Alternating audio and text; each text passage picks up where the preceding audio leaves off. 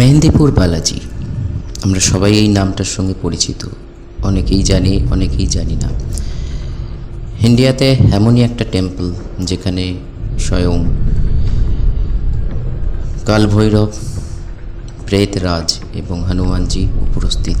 এখানে বিভিন্ন মানুষ বিভিন্ন তার সমস্যা নিয়ে, বিশেষ করে প্যারানর্মাল সমস্যা নিয়ে যায় এবং তার প্রতিকারও হয়। আজকের ঘটনাটা একটু ইউনিক এই কারণে, এই ঘটনাটা মেহেন্দিপুর বালাজির সঙ্গে রিলেট করছে। কিভাবে করছে, কোন পরিস্থিতিতে করছে, সেটা আমি আপনাদের সঙ্গে আজকে এই ঘটনায় ডিসকাস করব। আসলে ঘটনাটা যেটা শুনেছি, কালেক্ট করেছি, সেটা রাস্তায় দাঁড়িয়ে, এটা আমার সঙ্গে অনেকবারই ঘটেছে। যে আসলে মনে হয় একটা কথা শেয়ার করি, যে অনেক সময় দেখবেন আপনি যদি মন থেকে কোনো কিছু গ্রোয়িং বা আপনি কিছু চান, ইউনিভার্স আপনাকে যে কোনো রূপে দিতে পারে। বেশিরভাগ ঘটনা আসে হোয়াটসঅ্যাপ বা ভয়েস মেসেজে বা টেক্সটে, কিন্তু অনেকবার আমার সঙ্গে রাস্তায় দাঁড়িয়েও এরকম ঘটনা আমি কালেক্ট করেছি। যে দাদার এই ঘটনা, সে যেরকমভাবে আমাকে শেয়ার করেছেন, যেটুকুনি বুঝেছি সেটা আমি আপনাদের সঙ্গে এখন শেয়ার করছি এই চ্যানেলের মাধ্যমে। যে তার জীবনে এমন কি ঘটেছিল, যেখানে আমাদের আশেপাশের যে সমস্ত তান্ত্রিক বলুন, মসজিদ বলুন, যারা যারা এই ধরনের কাজ করে প্যারানর্মাল, তারা ঠিক করতে না পারাতে তাকে ওখানে দৌড়তে হলো। যাই হোক, চলুন ঘটনাটা আমরা শুরু করি। Welcome back paranormal care. দাদা যেরমভাবে আমাকে বলেছেন, যেরমভাবে আমি শুনেছি, শোনার মাধ্যমে যেটা বুঝেছি সেটা শেয়ার করছি। আজ থেকে 10-12 বছর আগে আমার বিয়ে হয়। প্রত্যেকটা মানুষের বিয়ের ঠিক বিয়ে যখন হয় তার মধ্যে একটা স্বপ্ন থাকে, সেটা মেয়ে হোক বা ছেলে হোক। কিন্তু আমার স্বপ্নটা 1 বছর কি 1.5 বছরের মতন দুঃস্বপ্নে পরিণত হয়। আমি থাকতাম, এখন তো কলকাতা একটা ফ্ল্যাটে থাকি, আগে থাকতাম সেই সময়কার ঘটনা, বর্ধমান জেলা মেমারি। আর যার সঙ্গে অ্যারেঞ্জ ম্যারেজ হয় সে কাটোয়া জেলায় থাকতো। বিয়ের পর থেকেই এখানে একটু বলে রাখি যে আমাদের বাড়িতে নিয়মমতো হনুমানজির পুজো আচ্ছা হয়, এবং বলতে পারো ছোটোবেলা থেকেই আমি দেখে এসেছি আমার বাপ দাদারা হনুমানজির প্রতিষ্ঠিত আমাদের মূর্তি আছে আমাদের ওই গ্রামে।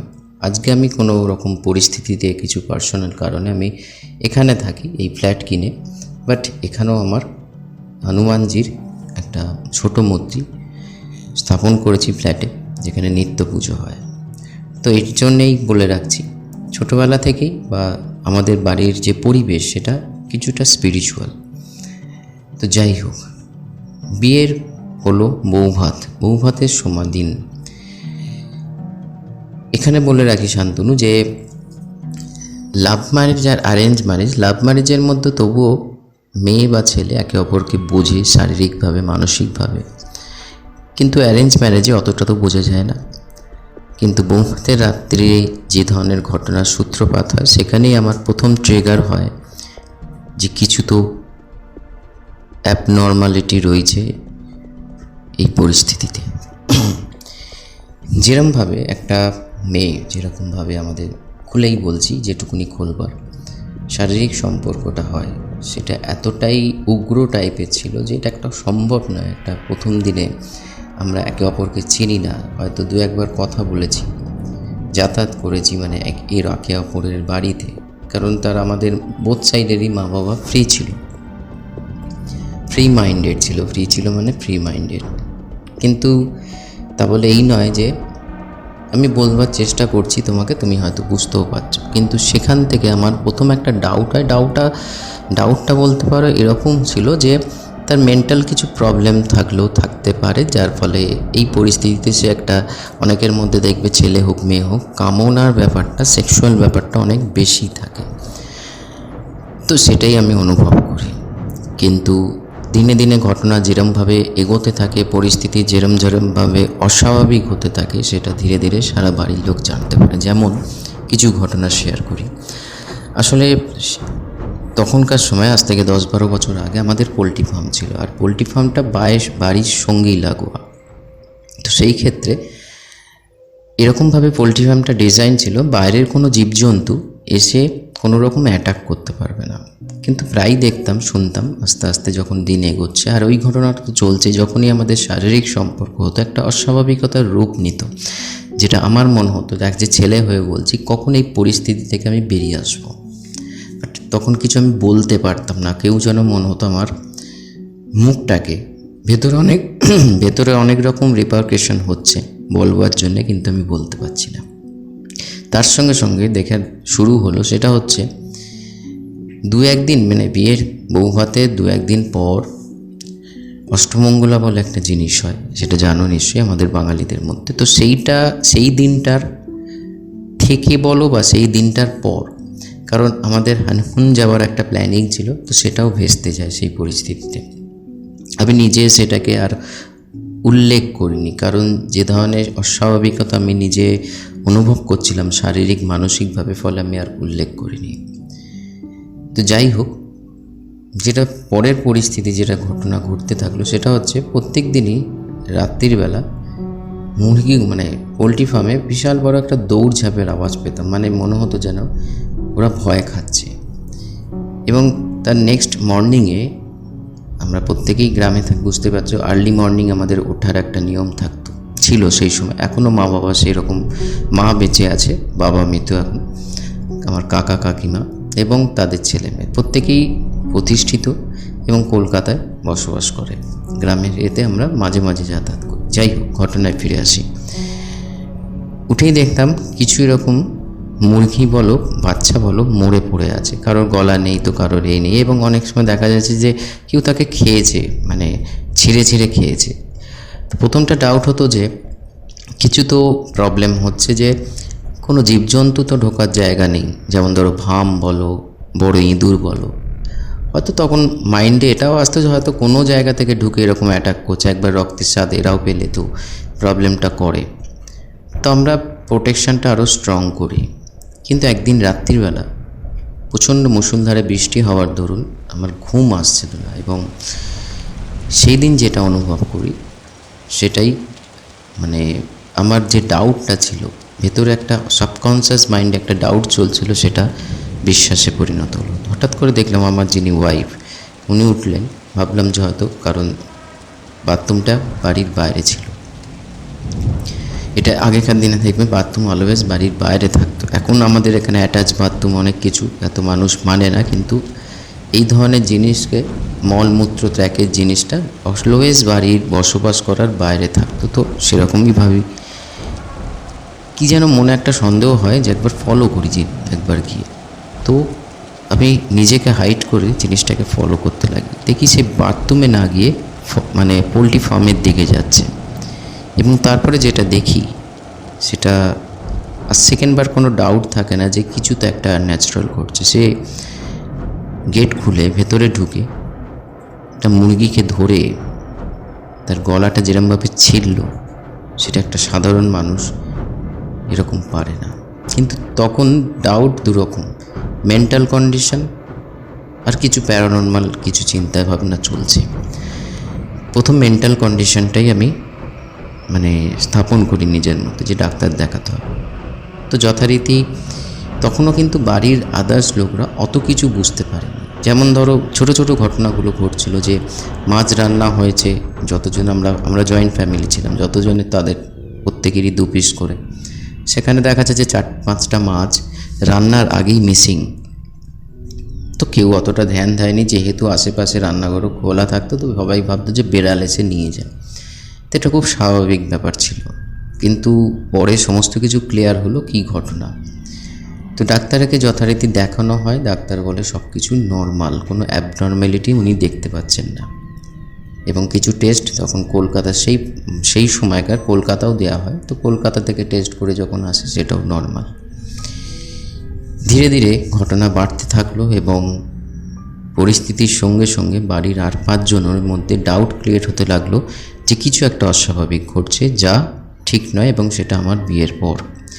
এরপর যেটা হলো, এই ধরনের ঘটনা হওয়ার পর সবার মাথায় এটাই যে কোনো হয়তো হাওয়া বাতাস লেগেছে। তো কোথা দিয়ে কি লাগে না লাগে সেটা তো পরে জানা যায়।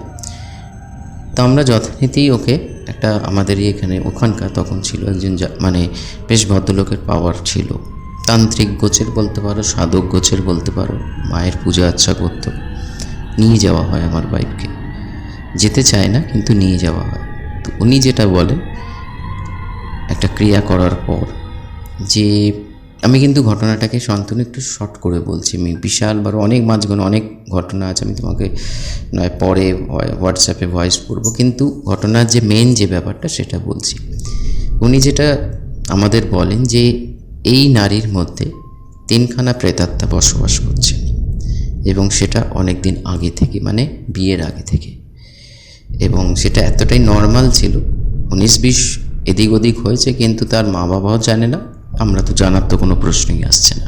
মানে তার প্রজেশন যে ব্যাপারটা, প্রজেস্ট যেটা, সেটা 3 জনের দ্বারা, একজন করে ঢোকে একজন করে বেরোয়, এবং 3 জনই এই শরীরটাকে নিয়ে নাড়াচাড়া করছে। উনি তখন আমাকে বলেন যে এই ধরনের ঘটনা ওনার ক্ষমতার বাইরে, মানে উনি যদি প্রয়োগ করতে যান তো লাইফ রিস্ক সবার জন্যে উল্টে হিতে বিপরীত হবে। এখন যেরকম ঘটনাটা হয়ে আছে সেটা এতটা তখন স্বাভাবিক থাকবে না।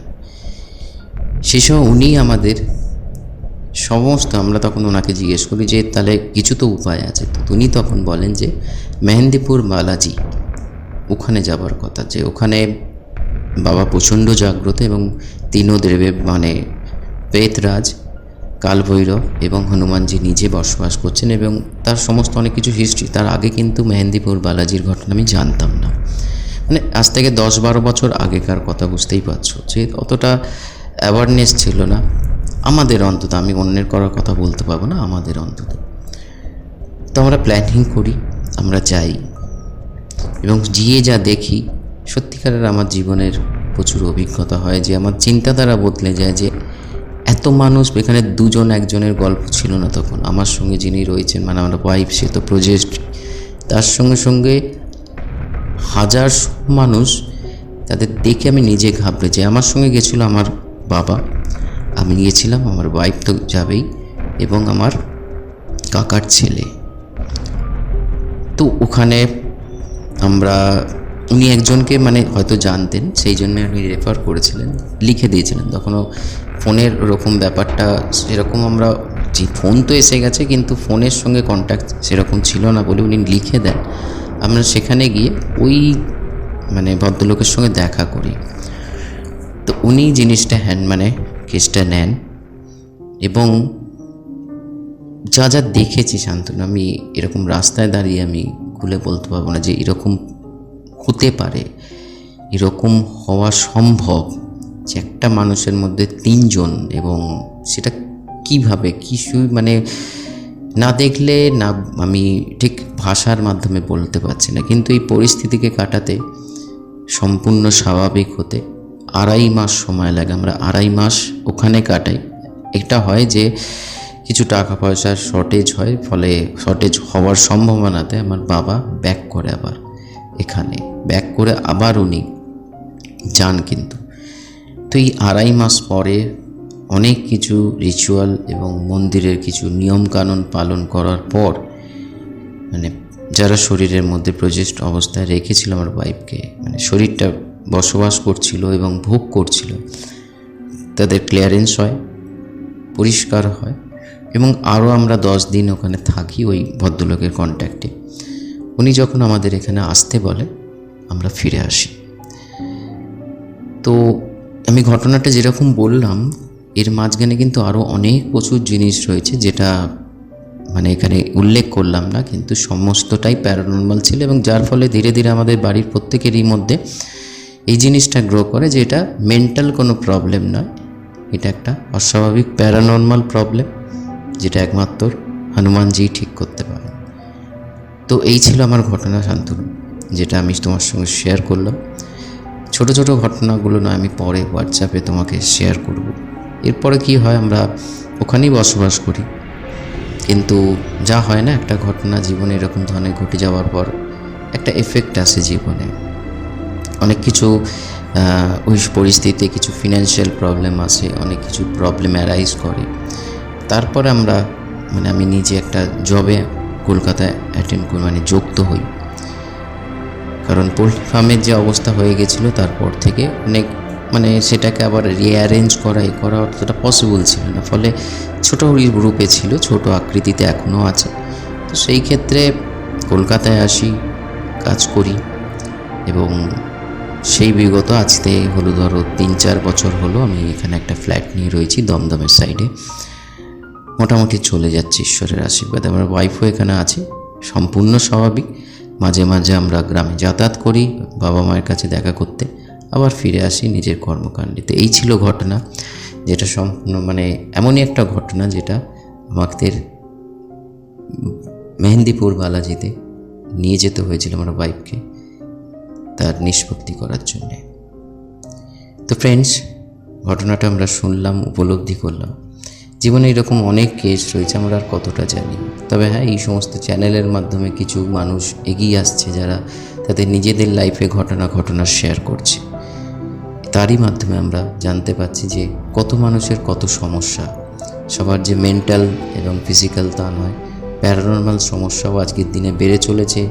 নিজেদের লোক নিজেদেরই ব্ল্যাক ম্যাজিক করে ক্ষতি করার চেষ্টা করছে, প্রেত চালান করছে, ঘটনা চারিদিকে রয়েছে। সাবধানে থাকুন, ঈশ্বরের সান্নিধ্যে থাকুন, ভালো কর্ম করে এগোন। কোনো অসুবিধা হলে ভাই বা ছোট ভাই হিসাবে বা বন্ধু হিসাবে নিজের প্রবলেম নিয়ে শেয়ার করতে পারেন আমাকে। নমস্কার।